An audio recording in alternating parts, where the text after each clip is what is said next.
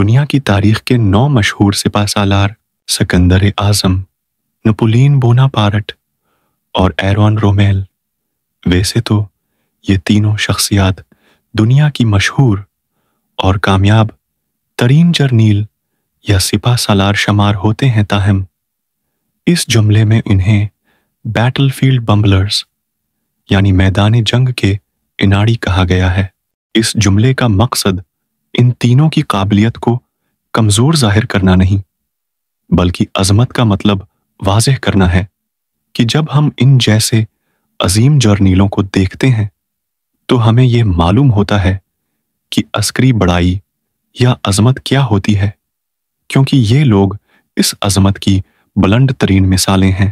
دوسری جانب زیر نظر مضمون دنیا کی تاریخ کے ان نوبت ترین جرنیل سپہ سالاروں کے بارے میں ہے جو اپنی نااہلی، غلط فیصلوں اور بعض اوقات ذاتی مفاد کی خاطر فوجی محاذ پر اپنی فوجوں کو ناقابل تلافی نقصان پہنچاتے رہے۔ مندرجہ ذیل سطور میں ترتیب وار ہر سپہ سالار کا تفصیلی جائزہ پیش کیا گیا ہے۔ کوئنٹس سرویلیس کیپیو، رومی اناڑی کیپیو رومن سلطنت کے ایک بدنام جنرل تھے جنہوں نے 105 قبل مسیح میں آراوسیو کی جنگ میں اپنے ساتھی جنرل ماکسیمس کے احکامات کو ماننے سے انکار کر دیا۔ انہوں نے علیحدہ حملہ کیا جس سے رومی افواج کو تباہ کن شکست ہوئی، جس میں تقریباً 1,20,000 فوجی مارے گئے۔ بعد ازاں ان کی شہریت چھین لی گئی اور جلاوطن کر دیا گیا۔ اس کے علاوہ ان پر ٹولوسا کا سونا 15,000 ٹیلنٹس غائب کرنے کا الزام بھی تھا۔ جنرل کیپیو کی کہانی انفرادی غرور اور حکم عدولی کے خوفناک نتائج کی مثال سمجھی جاتی ہے۔ جیڈیان پلو، امریکی خانہ جنگی کا کمانڈر۔ جیڈیان پلو ایک سیاسی بنیاد پر تعینات ہونے والے کنفیڈریٹ جنرل تھے۔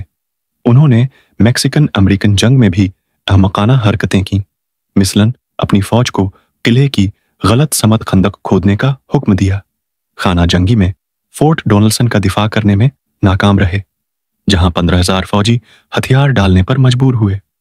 پلو کی فوجی قیادت نے امریکی جنوب میں فیصلہ کن شکست کی بنیاد رکھی۔ فرانسسکو سولانو لوپیز، پیراگوے کا خودکش جنگجو۔ پیراگوے کے ڈکٹیٹر فرانسسکو سولانو لوپیز نے برازیل، ارجنٹائن اور یوراگوے کے خلاف جنگ چھیڑ دی، جسے ٹرپل الائنس وار کہا جاتا ہے۔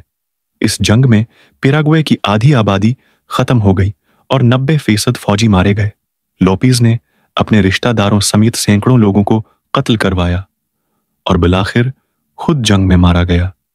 لوپیز نے سفارتی غلط فہمیوں کو علاقائی تباہی میں تبدیل کر دیا۔ ڈوگلس ہیگ، پہلی جنگ عظیم کا برطانوی قصائی۔ ہیگ نے مشین گن کی ہلاکت خیزی کو نظر انداز کر کے برطانوی فوجیوں کو مسلسل بے فائدہ حملوں میں جھونکا۔ سوم کی پہلی لڑائی میں ایک ہی دن میں 20,000 فوجی مارے گئے۔ پیسنڈیل کی لڑائی نے فالتو قتل عام کی اصطلاح کو جنم دیا۔ ہیگ کی حکمت عملی نے لاکھوں بے گناہ لوگوں کی جانیں لیں، جس کی وجہ سے شیر گدھوں کے زیر قیادت کی کہاوت مشہور ہوئی۔ ایرک لوڈنڈورف، فتح میں ہار تلاش کرنے والا جرمن جنرل لوڈنڈورف نے تانین برگ کی جنگ جیتی، مگر بعد میں جنگ کے مجموعی منصوبے شلیفن پلان کو کمزور کر دیا۔ اس کے مشورے سے جرمنی نے امریکہ کو دشمن بنایا اور وہ کسی بھی جامع حکمت عملی میں ناکام رہا۔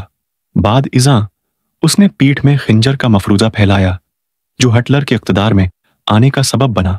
لوڈنڈورف کی حکمت عملیوں نے صرف جنگ ہی نہیں ہاری، بلکہ دوسری جنگ کے لیے زمین بھی ہموار کی۔ جارج میککلیلن، جنگ سے گریزاں سپہ سالار۔ جارج میککلیلن ایک شاندار منتظم تھا، مگر ہمیشہ دشمن کی فوج کو بڑھا چڑھا کر اندازہ لگاتا اور حملہ کرنے سے گھبراتا۔ اس نے اینٹیٹم کی جنگ میں ممکنہ فتح کو ضائع کیا۔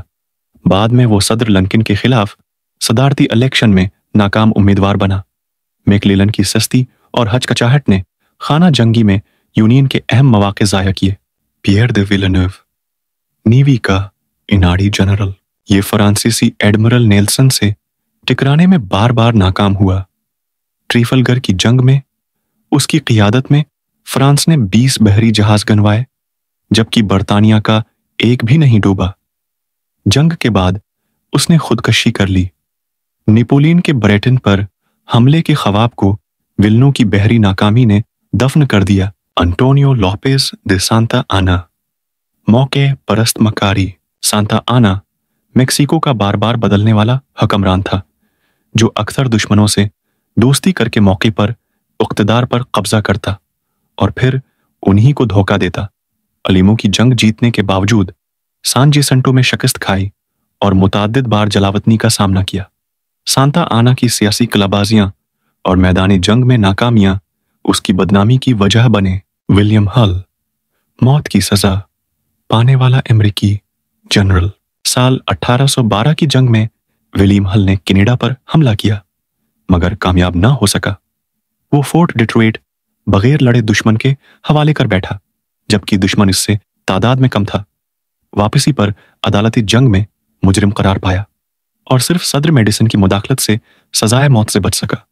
ہل کی کمزوری اور خوف نے پورے مشیگن علاقے کو دشمن کے حوالے کر دیا۔